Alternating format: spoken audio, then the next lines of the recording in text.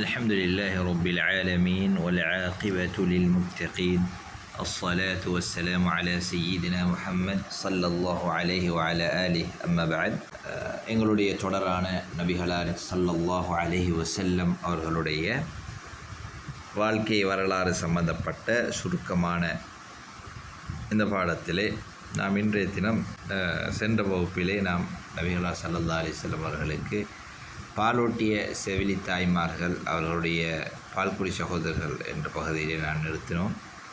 அடுத்த தலைப்பாக ஆசிரியர் ஹாதிசு ஷக்கி ஸத்ரிஹி அஷ்ஷரீஃபி ஸல்லல்லாஹு அலைஹி வஸல்லம் வ ஹாத்தமின் நுபுவா, நபிகளாருடைய நெஞ்சு புலக்கப்பட்டு மேலும் அவர்களுடைய ஹாத்தமின் நுபுவா என்று சொல்லப்படுகின்ற நபித்துவ முத்திரை அல்லது அடையாளம் என்கின்ற தலைப்பின் கீழால் ஆசிரியர் சொல்கிறார், வகஅ ஹாதிசு ஷக்கி ஸத்ரி லிரசூலில்லாஹி ஸல்லல்லாஹு அலைஹி வஸல்லம் வஹுவ இன்த ஹலீமத் ஸஅதிய்யதி, நபிகளாருடைய நெஞ்சு பிளக்கப்பட்டு அவர்களுடைய உள்ளம் சுத்தம் செய்யப்படுகின்ற அந்த நிகழ்வு நபிகளார் ஸல்லல்லாஹு அலைஹி வஸல்லம் அவர்கள் ஹலீமத்து ஸஅதிய்யாவிடம் பால்குடி சகோதரர்களாக அங்கே அவர்களுடைய வீட்டில் இருக்கின்ற பொழுதுதான் நடைபெற்றது.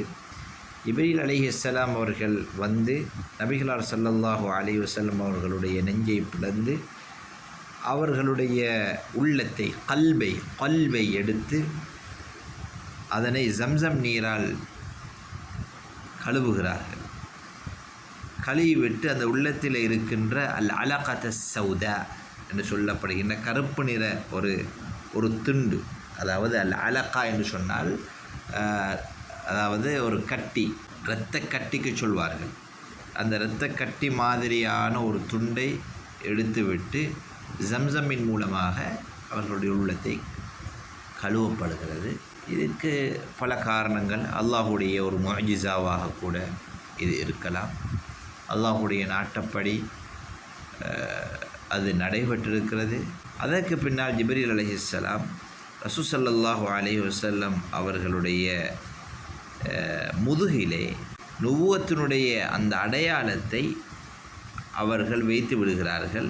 ஏனென்றால் ஷைத்தானுக்கு அங்கு, அதாவது பிஹாத்தமின் நுபுவா, அதாவது நபிகளாருடைய இவர்கள் இறுதி நபி என்று சொல்லப்படுகின்ற அந்த அடையாளம் அவர்களுடைய முதுகிலே வைக்கப்படுகிறது.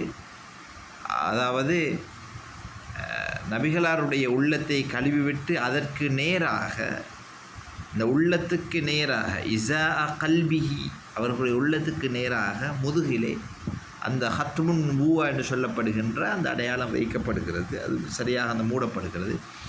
ஃபலைஸ லிஷ்ஷைத்தானி அலைஹி சபீலுன், ஆகவே இந்த ஜம்சம் நீரால் இந்த உள்ளம் கழுவப்பட்டதால் ஷைத்தானுக்கு நபிகளார் ஸல்லல்லாஹு அலைஹி வஸல்லம் அவர்களை சூழ்ச்சி செய்வதற்கோ அல்லது தவறான வழியில் இட்டு செல்வதற்கோ எந்த ஒரு சந்தர்ப்பம் இல்லாமல் இருப்பதற்காகவே இது செய்யப்படுகிறது.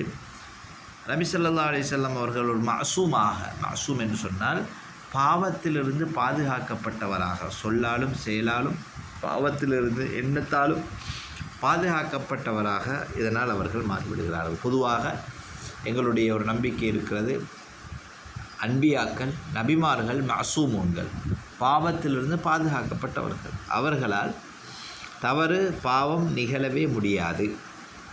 இவர்கள் மாசூமீன்கள். சிலபோது சில விடயங்களை அல்லாஹு தஆலா அவர்களின் மூலமாக இந்த உம்மத்துக்கு தெளிவுபடுத்துவதற்காகவே நடத்தி காட்டலாம்.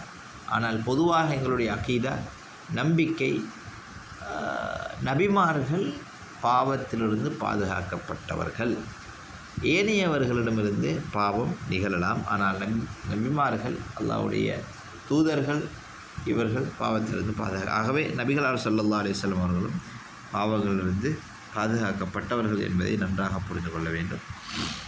பாவங்களிலிருந்து பாதுகாக்கப்பட்டவர், ஆனால் மறைமுகமான விஷயங்களை புரிந்து கொள்ளக்கூடியவர்கள் அல்ல நபி ஸல்லல்லாஹு அலைஹி வஸல்லம் அவர்கள். நபிகளாருக்கு ஒரு நாளும் மறைமுகமான விடயங்களை சொல்ல முடியாது. இல்லா தல்ல அலைஹில் வஹ்யு, வஹி ஒரு விடயத்தை அறிவித்து கொடுத்தே தவிர. இது நன்றாக நாம் புரிந்து கொள்ள வேண்டும். நபிகளார் பாவத்திலிருந்து பாதுகாக்கப்பட்டவர்கள் தான். ஆனால் மறைவான அறிவு அல்லாஹ்வுக்கு மட்டும்தான் இருக்கிறது, நபிகளாருக்கு இல்லை. அப்படியான சில விடயங்களை நபிகளார் சொல்லியிருக்கிறார்களே என்றால் அதை நாம் சொல்லுவோம். எப்படி என்றால், வஹி எதையெல்லாம் மறைவான விடயங்களை சொன்னதோ அதையெல்லாம் நபிகளார் சொன்னார். மறுமை நாள் பற்றி, மறுமை நாளில் இப்படி நடக்கும், இது நபிகளாருக்கு மறைவானவற்றை பற்றிய அறிவிருக்கிறது என்பதை நிரூபிக்கக்கூடியதல்ல. எங்களுடைய நம்பிக்கை என்னவென்றால், நபிகளா அல்லாஹ்வுக்கு மட்டும்தான் மறைவானவற்றை, ஆலிமுல் கைப், அறியக்கூடிய அந்த அறிவு அல்லாஹ்வுக்கு மட்டும்தான் இருக்கிறது. நபி ஸல்லல்லாஹு அலைஹி வஸல்லம் அவர்களுக்கு அல்லாஹ் மறைவான விடயங்கள் எதை அறிவித்து கொடுத்தானோ அதை மட்டும் அவர்கள் சொல்வார்கள். இப்படித்தான் நாம் இதை நன்றாக புரிந்து கொள்ள வேண்டும். ஆகவே நபிகளார் ஸல்லல்லாஹு அலைஹி வஸல்லம் அவர்களும் ஏனைய நபிமார்களும் மாசூமுங்கள், பாவத்திலிருந்து பாதுகாக்கப்பட்டவர்கள். சாதாரணமாக நபி ஸல்லல்லாஹு அலைஹி வஸல்லம் அவருடைய அந்த கல்பிலிருந்து எடுக்கப்படுகின்ற அந்த சின்ன சதை துண்டு, மேலதிகமான சதை துண்டு, அது எடுக்கப்பட்டு சுத்தம் செய்யப்பட்டு அவர்களுடைய முதுகிலே ஹத்முன் நுபுவா என்று சொல்லப்படுகின்ற அந்த உள்ளத்துக்கு நேராக இருக்கின்ற ஒரு முத்திரையை பதிக்கப்படுகிறது. அதனுடைய அளவை சொல்லப்படுகின்ற பொழுது புறாவினுடைய முட்டையின் அளவு நபிகளாருடைய முதுகில் இருக்கிறது. இதைத்தான் ஜாபிர் இப்னு சமுரா ரலியல்லாஹு அன்ஹு சொல்கிறார்கள், ரஐது ஹாத்தமன் ஃபி ظஹரி ரசூலில்லாஹி ஸல்லல்லாஹு அலைஹி வஸல்லம், நபிகளாருடைய முதுகிலே நான் ஒரு முத்திரையை பார்த்திருக்கிறேன். கஅன்னஹு பைதத்து ஹமாம், அது ஒரு புறாவினுடைய முட்டையின் அளவாக அது இருக்கும். ரவாஹு முஸ்லிம், முஸ்லிம் ரஹிமஹுல்லாஹ் இந்த ஹதீஸை எங்களுக்கு அறிவித்திருக்கிறார். அதற்கு பின்னால் ஹலிமத்து ஸஅதியாவிடம் பால் குடித்ததன் பின்னால் ரசூல் ஸல்லல்லாஹு அலைஹி வஸல்லம் அவர்கள் அவருடைய தாயிடம் திரும்பவும் வருகிறார்கள்.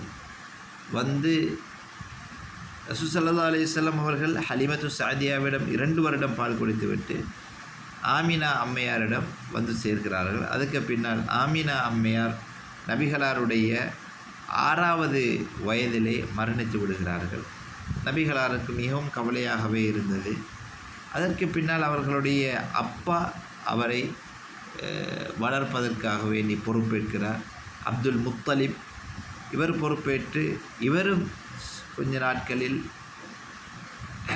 தாயுடைய அந்த மரணத்துக்கு பின்னால் அப்துல் முத்தலிபும் மரணித்து விடுகிறார். சரியாக ரசூலுல்லாவுக்கு 8 வயது இருக்கின்ற பொழுது, கிட்டத்தட்ட அப்துல் முத்தலிபுடைய பராமரிப்பிலே 2 வருடங்கள் நபி ஸல்லல்லாஹு அலைஹி வஸல்லம் அவர்கள் இருந்திருக்கிறார்கள். தாய் மரணித்து 2 வருடங்களில் அவருடைய அப்பாவும் மரணித்து விடுகிறார்கள். அதுக்கு பின்னால் அபூ தாலிபினுடைய பராமரிப்பின் கீழால், அதாவது அவருடைய சாச்சா வாப்பாவின் தந்தை அபூ தாலிபினுடைய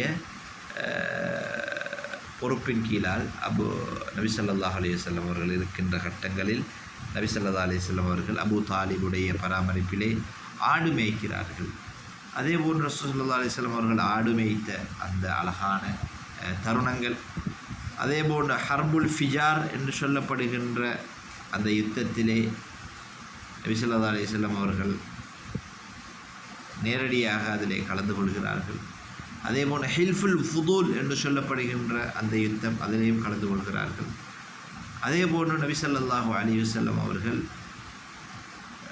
ஹதீஜா ரலியல்லாஹு அன்ஹா அவர்களோடு தன்னுடைய வியாபாரத்தை அவர்கள் ஆரம்பித்து அதனை முன்னெடுத்து வருவது, ஹதீஜா ரலியல்லாஹு அன்ஹா அவர்களுடைய அடிமையாகிய மைசராவோடு சேர்ந்து நபி ஸல்லல்லாஹு அலைஹி வஸல்லம் அவர்களுடைய வியாபாரத்திலே ஒரு வியாபாரியாக நபிகளார் இருந்த செய்திகள் அபூ தாலிபுடைய பராமரிப்பில் இருக்கின்ற பொழுதுதான் இவைகள் நடைபெற்றது.